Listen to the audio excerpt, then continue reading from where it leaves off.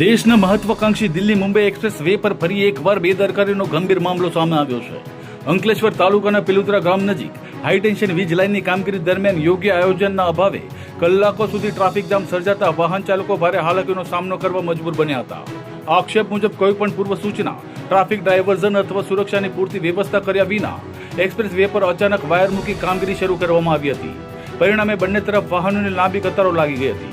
અનેક મુસાફરો, પરિવારોને રોજિંદા અપડાઉન કરતા લોકો કલાકો સુધી રસ્તા પર ફસાઈ રહ્યા હતા। સ્થળ પર રોષે ભરેલા વાહન ચાલકોએ કોન્ટ્રાક્ટર સામે ઉગ્ર વિરોધ નોંધાવ્યો હતો। તેમનું કહેવું હતું કે જો અગાઉથી જાહેર સૂચના આપવામાં આવી હોત તો અને વૈકલ્પિક માર્ગની વ્યવસ્થા ગોઠવાઈ હોત તો આ સ્થિતિ ટાળી શકાય તેમ હતી। માત્ર સામાન્ય વાહનો જ નહીં પરંતુ એમ્બ્યુલન્સ, પોલીસના વાહનો તેમજ એરપોર્ટ તરફ જઈ રહેલા મુસાફરો પણ ટ્રાફિકમાં ફસાયા હોવાના અહેવાલો છે। કેટલાક મુસાફરોએ ફ્લાઇટ ચૂકી જવાની ભીતિ વ્યક્ત કરી હતી અને નુકસાન અંગે જવાબદારી નક્કી કરવાની માંગ પણ ઉઠાવી હતી। એક તરફ વરસાદ બાદ એક્સપ્રેસ વે પર પડેલા ખાડાઓને લઈને પહેલેથી જ સવાલો ઉભા થયા છે, ત્યારે હવે આયોજન વિના હાથ ધરાયેલી કામગીરીએ તંત્રની કાર્યપદ્ધતિ સામે વધુ ગંભીર પ્રશ્નો ઉભા કર્યા છે। હવે સૌથી મોટો સવાલ એ છે કે દેશના પ્રીમિયમ એક્સપ્રેસ વે પર આવી કામગીરી માટે જવાબદાર કોણ?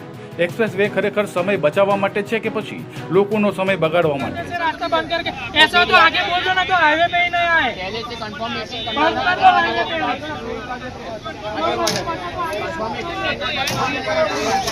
काउंट एक्टर रहते हैं वो मकान लगाने कर लो। आई रही एम्बुलेंस, एम्बुलेंस भी। अरे पहले इसको करो, वो अभी निकल रहा है गाड़ी।